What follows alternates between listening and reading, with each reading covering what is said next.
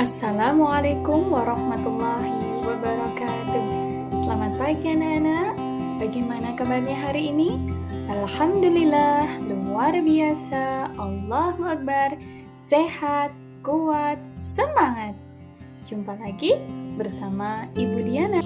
Sebelum kita mulai pelajaran, marilah kita berdoa terlebih dahulu. Bismillahirrahmanirrahim.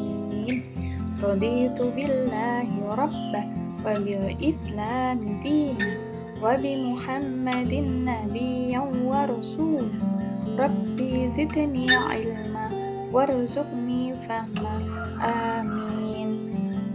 Tujuan pembelajaran kali ini yaitu menganalisis pengertian sikap teguh pendirian, dermawan, dan tawakal sebagai bukti menjalankan perintah Allah Subhanahu wa Ta'ala. Kedua, menyebutkan ciri-ciri sikap teguh pendirian, dermawan, dan tawakal sebagai bukti menjalankan perintah Allah. Ketiga, mampu menyebutkan hikmah sikap teguh pendirian, dermawan, dan tawakal. Keempat, membuat proyek poster ajakan tentang teguh pendirian dengan akhlak terpuji, yaitu teguh pendirian, dermawan, dan tawakal. Nabi Muhammad SAW telah diutus ke muka bumi untuk menyempurnakan akhlak. Maka, sebagai umatnya, kita wajib berakhlak terpuji dalam kehidupan sehari-hari. Sikap terpuji untuk pembelajaran hari ini kita ambil dari kisah teladan Nabi Ibrahim alaihissalam. Sebelum ke pembelajaran, kita simak video teladan berikut.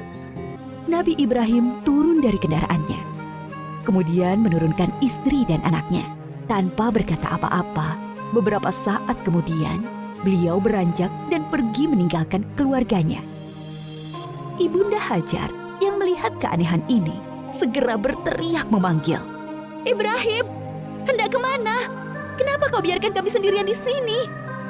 Nabi Ibrahim tidak menjawab, hanya menunduk terus berjalan. "Ibrahim, apakah ini perintah Allah?" "Iya." "Kalau begitu aku yakin Allah tidak akan membiarkan kami." Ibunda Hajar begitu sabar dan ridho pada keputusan Allah. Nabi Ibrahim sebenarnya tidak tega meninggalkan keluarganya di tempat terpencil dan gersang itu. Tetapi keyakinan akan kebenaran Allah dan kemurahan Allah menjadikan beliau mematuhi perintah yang sulit ini. Dengan berlinang air mata, beliau berdoa sebelum kembali ke Palestina. "Tuhanku, aku telah menempatkan keluargaku di tempat gersang ini, di dekat rumah-Mu, Ka'bah. Mudah-mudahan mereka menegakkan sholat dan jadikanlah hati manusia senang kepada mereka. Dan berikanlah mereka rizki buah-buahan supaya mereka bersyukur." Kurang lebih 10 tahun kemudian, sekitar Ka'bah sudah menjadi tempat yang ramai berkat munculnya sumber air Zam-Zam. Banyak orang bermukim di sana. Ibunda Hajar dan Ismail sangat dihormati oleh penduduk karena mereka dianggap pemilik sumber air itu. Ismail tumbuh menjadi anak yang tampan, santun, dan sabar. Suatu ketika, Nabi Ibrahim mengunjungi keluarganya di Mekah. Setelah beberapa lama tinggal di sana, suatu malam beliau bermimpi menyembelih Ismail. Nabi Ibrahim termangu-mangu memikirkan mimpinya. Wahyu dari Allah atau godaan setan? 2 malam berikutnya, mimpi yang sama terulang. Maka pagi harinya, setelah mimpi yang ketiga, beliau yakin ini perintah Allah yang harus dilaksanakan walaupun terasa sangat berat di hati. Nabi Ibrahim bermusyawarah dengan keluarganya tentang mimpi itu. "Anakku, aku melihat dalam mimpi, aku menyembelihmu. Pikirkan, apa pendapatmu?" Ismail sangat memahami bahwa ayahnya adalah Nabi Allah. Mimpi para nabi adalah wahyu ilahi. Dengan mantap dia menjawab, "Ayah, laksanakan perintah Allah. Insya Allah, aku akan sabar menerimanya." Bertambah rasa syukur Nabi Ibrahim, bertambahlah kecintaan kepada anaknya, bertambah mantap pula hati beliau melaksanakan perintah yang sulit itu. Berangkatlah Nabi Ibrahim dan Ismail menuju Mina, tempat penyembelihan. Sepanjang jalan, iblis menggoda mereka agar mengurungkan niat pengorbanan Ismail. "Ibrahim, Dasar ayah tidak punya perasaan. Anak sendiri mau disembelih. Ingat, kau berdoa puluhan tahun meminta anak. Allah sudah memberimu anak yang soleh. Sekarang kau mau sembelih, ha? Nabi Ibrahim mengambil kerikil-kerikil dan melempari iblis. Beliau tidak bergeming dengan godaan-godaan itu. Hatinya dipenuhi keyakinan yang mantap kepada Allah. Begitu pula Ismail. Sampai di tempat penyembelihan, Nabi Ibrahim membaringkan Ismail, bersiap mengayunkan golok yang tajam ke leher anaknya. Lalu Allah berfirman, "Hai Ibrahim, engkau telah menaati perintahku. Ini adalah perintah yang sulit. Aku memberi balasan orang-orang yang berbuat baik." Allah mengganti Ismail dengan seekor domba yang besar. Itulah yang kemudian disembelih sebagai kurban, sedangkan Ismail tidak jadi disembelih. Peristiwa ketika Ibunda Hajar ditinggalkan sendirian bersama Ismail ketika masih bayi dan pengorbanan Ismail diabadikan dalam rangkaian ibadah haji kita. Peristiwa penting lain antara Nabi Ibrahim dan Ismail adalah ketika Allah memerintahkan mereka meninggikan bangunan Ka'bah. Pondasi Ka'bah sudah ada sebelum masa Nabi Ibrahim. Beliau dan Ismail hanyalah meninggikan temboknya. Ka'bah itu kemudian menjadi pusat ibadah sholat dan haji. Ketika tembok sudah tinggi, Nabi Ibrahim kesulitan membuatnya lebih tinggi lagi, di atas jangkauan tangannya. Maka beliau menjadikan sebuah batu sebagai pijakan kakinya. Pada batu pijakan itu membekas tapak kaki Nabi Ibrahim dan dinamakan Makom Ibrahim, yang bisa disaksikan sampai saat ini. Ketika Ka'bah sudah jadi, Nabi Ibrahim berdoa untuk beliau dan Ismail dan anak keturunan mereka berdua. Antara lain, supaya diangkat Rasul dari keturunan mereka. Diangkatnya Muhammad SAW sebagai Rasulullah adalah jawaban atas doa Nabi Ibrahim. Nabi Muhammad SAW adalah keturunan Nabi Ismail.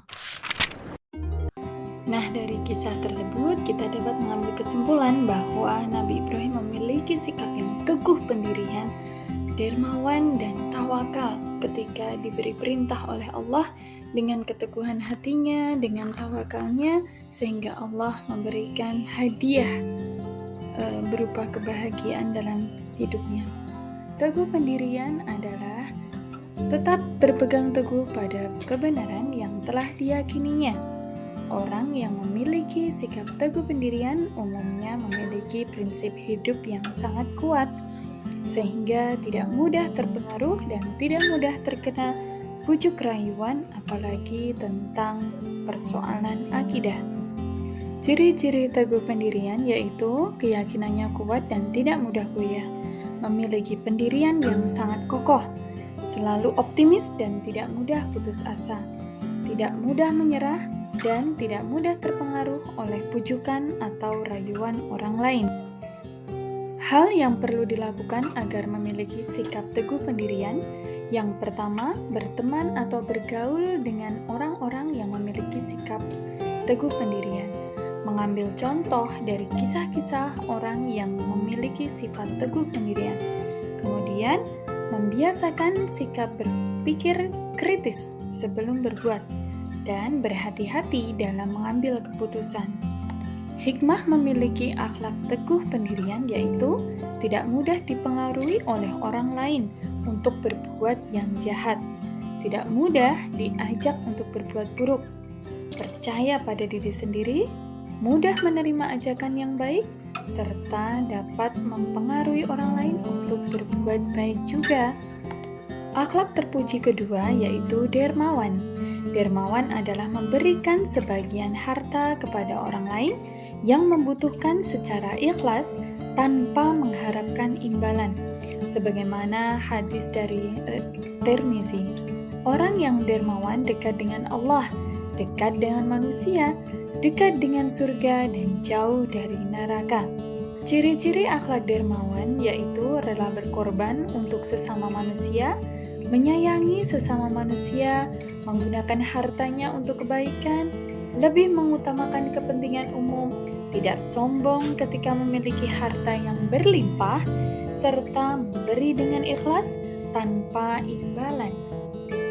Sedangkan hikmah memiliki akhlak dermawan yaitu dilipat gandakan rezekinya oleh Allah Subhanahu wa taala sebagaimana firman Allah pada surah Al-Baqarah ayat 261.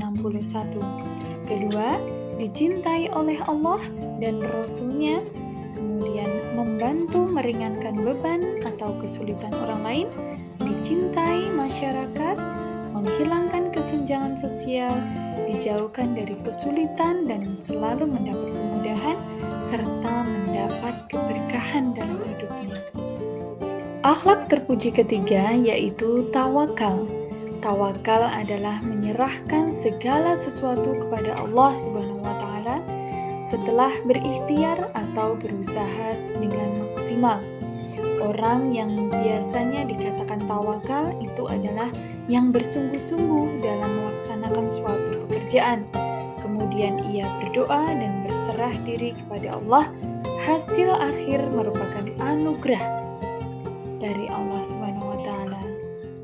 Sedangkan ciri-ciri akhlak tawakal yaitu selalu berdoa dan menyerahkan diri atas apa yang kita usahakan, selalu berprasangka baik terhadap Allah, tidak berkeluh kesah dan menyerahkan segala sesuatu kepada Allah setelah kita berusaha.